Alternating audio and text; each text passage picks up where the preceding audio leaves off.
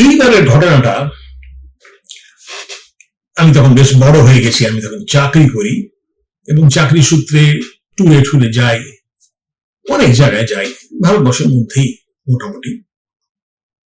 একবার এরকমই একটা কাজের সূত্রে আমায় যেতে হবে সুরাট।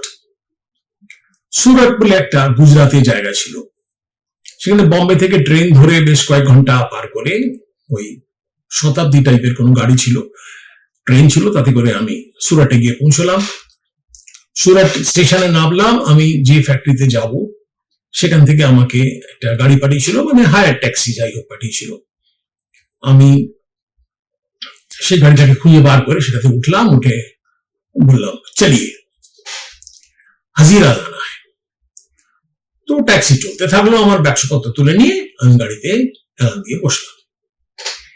খানিকটা যাওয়ার পরেই একটা কনজেস্টেড এরিয়ার মধ্যে আমরা এসে পড়লাম, একটা বাজার টাইপের, মানে লোক গিজগিজ করছে, এই সাইকেল, এই রিক্সা ভ্যান, টানা ভ্যান এবং তো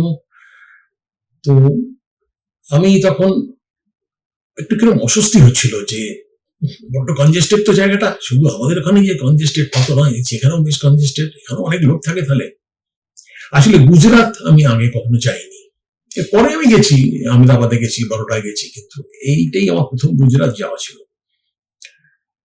তো এই ভিড়ের মধ্যে যেতে যেতে গাড়ির গায়ে রিক্সা গুলো টুকটাক স্ক্র্যাচ লাগিয়ে দিচ্ছে। আমাদের যেমন গাড়ি করে যেতে যেতে অটো এসে সাইড থেকে স্ক্র্যাচ মেরে দিয়ে চলে যায়, অনেক কিছু করার থাকে না, সাইডের রিয়ার ভিউ লাইটটা ধাক্কা মেরে দিয়ে চলে যায়, আমি কিছু করতে পারি না।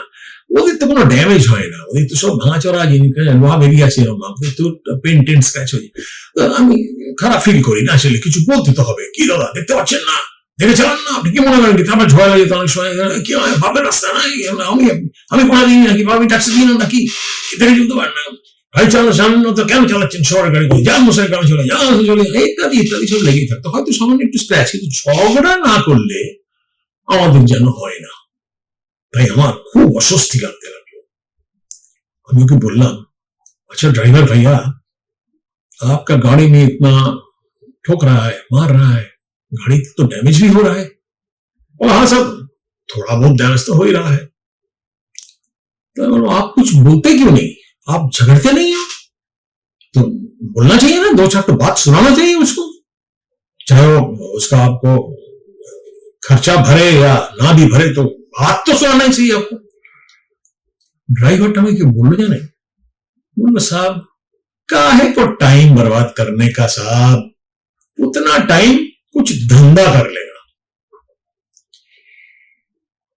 এই যে লেসনটা আমাকে এই একজন অর্ডিনারি গুজরাতি লোক সামান্য ট্যাক্সি ড্রাইভিং করে তার জীবিকা চালায়, আমি একজন ইঞ্জিনিয়ার, লেখাপড়া শেখা এবং এক্সপিরিয়েন্স লোক,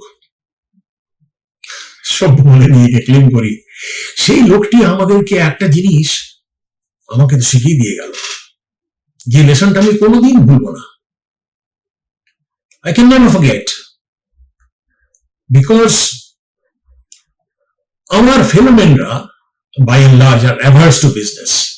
তখন আমি অত ভালো করে জানতাম না যে গুজরাটি মানে দে আর অল রিয়েল বিজনেস ক্লাস, কিন্তু এই যে মেন্টালিটি এর পেছনে রয়েছে, टाइम बर्बाद नहीं करने का, उतना टाइम, जितना भी टाइम मिलेगा कुछ धंधा करो, মানে কোনো বিজনেস করো।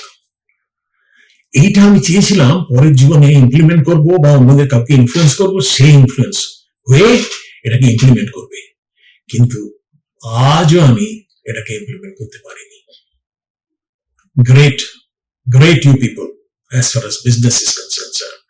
Yes, hats off to you.